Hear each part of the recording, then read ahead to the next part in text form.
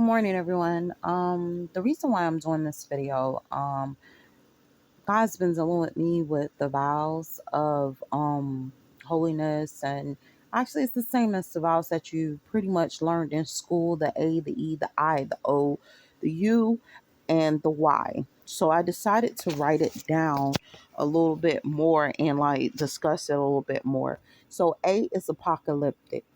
So it means that you're going through a stage where God is erasing life, like the Ark of Noah, when Noah was covered during the time of the erasing of life or the removal of all life, and that is like an apocalyptic stage, like you're somewhat like Will Smith and I Am Legend type thing.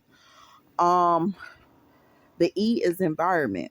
So your environment is changing. um it may be virtual, it may be under control of certain things that it shouldn't be under control of. So your environment has changed, especially because you're in a comatose state, so you're dealing with that as well. So you're dealing with the environmental change. So you got apocalyptic, you got environmental changes, like your community is changing, so many different things are changing for you. Then you got the I, which is the veil. The veil is the covering of your eyes where you cannot see properly, or the covering of the face. You can't see, you can't smell, you can't taste, you can't hear. Your whole, it's a covering. It's like a masking or a masquerade, a masking. It's masking you up. It's a lot of people call it a masquerade, but it's a masking of you not being able to see, taste, smell, or hear anything. And and you're pretty much going through the vows of either you're going to be holy or you're going to be unrighteous, during these times. Then you got the O, which is the blood. I am O positive. Some people are O negative. Some people are A, B, negative or positive. But this is putting you in a category for that. And then you have the U, which is universal, which this is happening universally. This is happening pretty much to everybody. Everyone's going through this. A lot of people are going through this. You are somewhat divided, separated, but at the same time, it's happening on a big scale. And some people don't know why. So why is dealing with the knowing. Do you know why this is happening, or do you not know why it's happening? Do you know the Holy Scriptures, or do you not know the Holy Scriptures?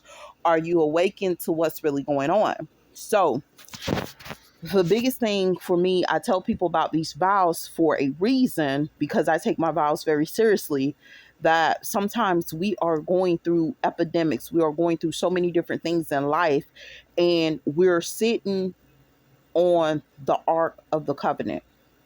We're sitting in the mercy seat. We're sitting on the throne of God. We're sitting where we're supposed to be, where God wants us to be. And in this state, either we're going to be declared holy, or we're going to be declared defiled and cast into outer darkness. So either we're going to be married into God's will for our life, or we're going to be married into outer darkness, or weeping and wailing and sinful nature, or a demonic nature, one may call it, where you're constantly dealing with this state because you're not where you're supposed to be. So it is a comatose state where, sometimes you may be sitting or you may be laying down. I'm not sure the state in which this comatose state has you in. So if you're sitting, a lot of times they say, oh, you turn it around, you're Satan. So if they say that you're Satan, that means you're just going along with everything defiled and everything wrong that these people are doing. So that's what's going to put you as Satan. Oh, he's sitting in Satan's seat, or he's sitting down as Satan. Now, when you're sitting, this is something you have to understand. When you are sitting down in Satan's seat, you have to be smart, because okay, when you're sitting, not in Satan's seat, when you're sitting on the seat of mercy, you have to be smart. But some people call it sitting how could I put it? Call you Satan because you're sitting there and you're just going along with whatever.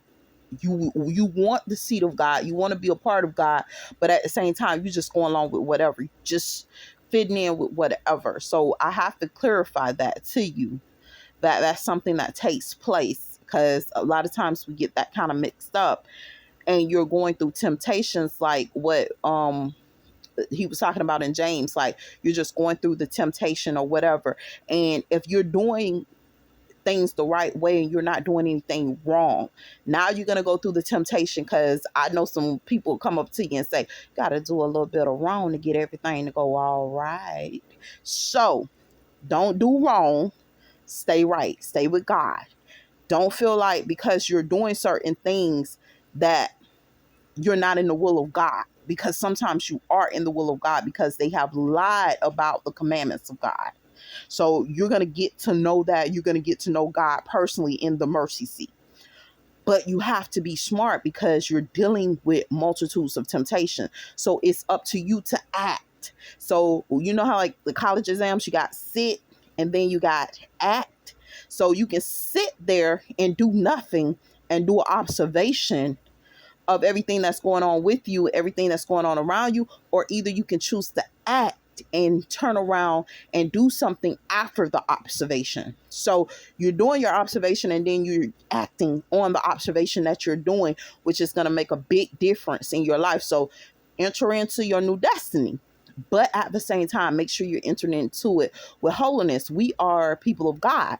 So on the dollar, you see, in God we trust. So you really got to know the word of God. But there is a problem on that mercy seat, because they will lie. The devil will lie about the commandments of God. The devil will lie about what God's will is for your life. So you have to really actually know what you're doing and stuff like that, and take the vow seriously, because it's changing so much going on in your life. And sometimes we're bitter because we're dealing with the devil. We're dealing with the devil. We can't see, and they know we can't see. So they're doing all kinds of manners of evil against us, and it's calling themselves demons. And we're in here, we can't really act. We can't really grab them up and take them and do them how we want to do them. So it's a big difference. So they feel like they got away with it. They feel like it's okay to do certain things and stuff like that. And that's because of you taking your vows to God. They don't have that option right now. They have made their vows and they have to deal with their vows until God does a rapture again. And those raptures are few and far in between. They don't come every day. So take your vows seriously. Be awakened to some of this stuff that's going on. Make sure you're sticking with God through your vows, and make sure that you know the will of God, because right now you're sitting on the mercy seat, and that mercy seat don't have much mercy. You're going to have to implement it. You're going to have to sit. You're going to have to act. And you're going to have to make that mercy happen, because it does not have no mercy. It doesn't have sympathy. It doesn't have anything going with it. And you may be sitting there holding to God's commandments. You're like, okay, I'm not having sex with nothing but my wife. But remember what Apostle Paul said. Apostle Paul had a wife, but he could not even sleep with his wife. A lot of men of God had wives, but they couldn't sleep with their wives because they was in warfare. The same way with the young woman David turned around and took when he observed her bathing herself. He wanted her so bad that he just took her from her husband and impregnated her, because he wanted her so bad watching her bathe. And her husband, he sent to the front lines to die. And he was already in battle, and it was considered unrighteousness. And God said, I'm going to take your life for it. But instead of taking his life, he took the child's life instead. But like I said, be careful. Righteousness is a major thing right now. You guys have to know these vows. Make sure you're taking them very seriously. Apocalyptic is somewhat like residential evil type thing, I Am Legend type thing. And you have to be prepared for these type of things to take place.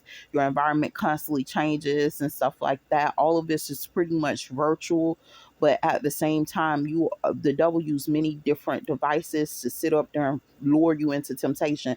Make sure you guys are staying holy. Make sure you're staying righteous during these times when your eyes are covered, when your face is covered. You can't really hear properly. You can't really see properly. You can't smell properly. You can't taste properly and stuff like that. That's what's sickening the body, because they'll sit up there. They'll feed you feces. They'll do all kinds of stuff to you. They will sit up there and put a woman's filth in your mouth. They do a lot of different filth. A man will do the same thing. He'll sit up there and put his filth in your mouth.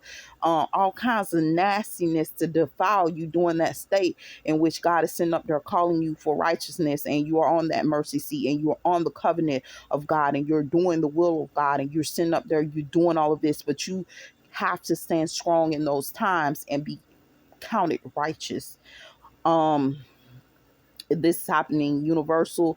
And when you say, why are they doing this to me, I did nothing to them, that's why, because you are counted holy, you are counted righteous. Your lifestyle isn't the same as theirs. You don't do the things that they do. So that little bit of righteousness that you have, it's like the size of a mustard seed, but it's sitting up there, it's moving mountains. It's sitting up there, it's growing trees. It's sitting up there, it's doing amazing things. And you may not even be even in the will of God, but that little bit that you do is why they're doing what they're doing, why they're abusing you, why they're sitting up there doing that, because they know that they don't have the opportunities you have. Hopefully you take these files seriously. Hopefully they have helped you. May God bless you guys and have a good day.